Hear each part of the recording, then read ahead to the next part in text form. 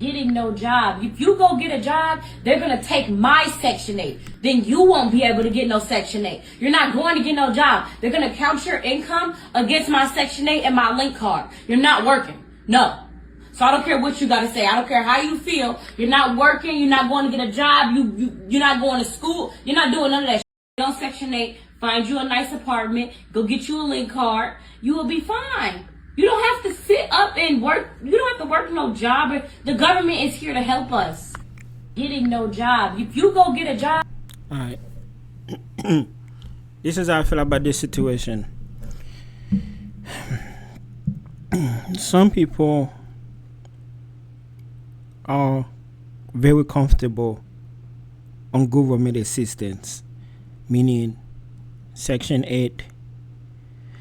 Section 8 is basically, it's kind of like a voucher, kind of like, an apartment. Let's say an apartment is like $1,000 a month. If you're on Section 8, based on income, you probably only having to pay 100, or you get a voucher. You don't have to pay as much. It's a sad reality. So she's very comfortable, because I'm not here to judge. I'm not here to bully people. I'm not here to look down on people, disrespect people, none of that, okay? Just because I don't agree with their lifestyle and the choices, but I'm not here to just, thinking I'm better than anybody. But I do disagree with the way she's thinking. Now, not only she's comfortable living on government assistance, she's holding her son back from getting off it. If anything, it's actually the opposite. She's trying to encourage him to get on government assistance. That way you don't have to work. That way you don't have to go to school. That way he can just chill. Now, some of the stuff that she say is true though. If you do get a job, and if she's like legit, because some people be lying, if she's legit telling them people her income, they might cut her off. She might lose her benefit. Now, you have to think, is it worth it? Is it worth this son? Is it worth this son to get a job? And then with his income, they're losing. Like, it probably will make it worse on them on the current situation.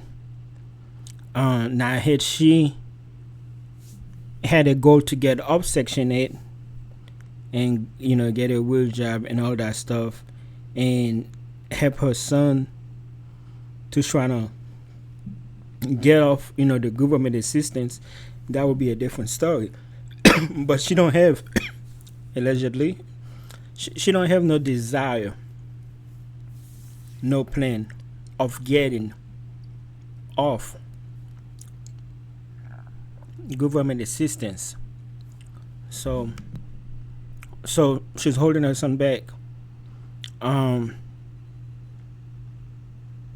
That's where reality for a lot of people. It's like the system hold you back. Section 8 hold you back. Food stamp hold you back.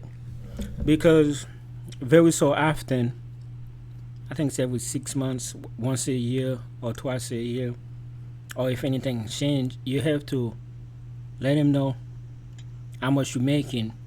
That way they can determine how much benefit you're getting, if not at all. So a lot of people restrict themselves on purpose not to work. That way they don't lose the benefits. So that's what she's basically trying to do. Some people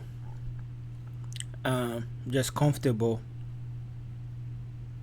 in the project, in the trailer, in the bad neighborhood, in the low income, mixed income apartment. Some people are comfortable. Now, regular people that have to work hard and all that stuff to do it with no assistance, like, it's hard. It's like, I know it's really hard out here. So that's why I'm not here to judge anybody. Do I think it's fair? No, it's not about being fair or not. Um, I will say this though.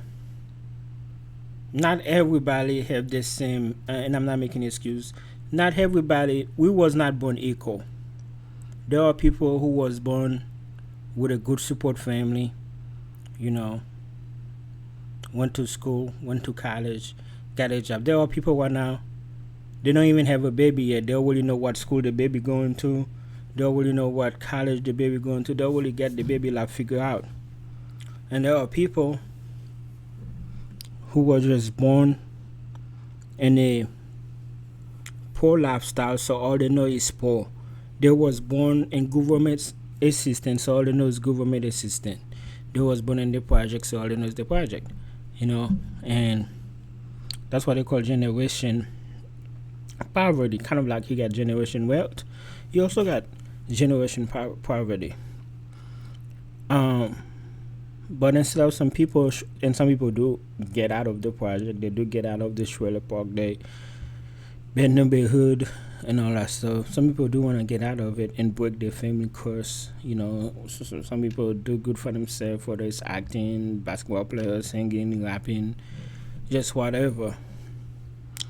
Some people go to be like, hey, I'm the first one to go to college in my family, you know. But like some people do trying to make it out of the make it out of the hood or the poor area. But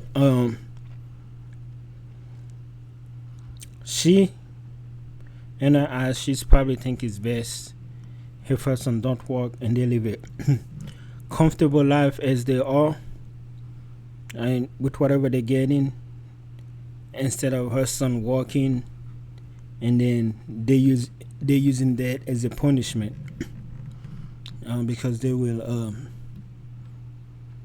lessen the benefit they are giving to them. And she's comfortable with her lifestyle. She ain't trying to change that. And a lot of people find themselves in that situation. They're turning down overtime on purpose. They're turning down jobs offer on purpose. You know, they're trying to stay below the income limit for them to be still eligible to stay where they are, food stamp and all that stuff.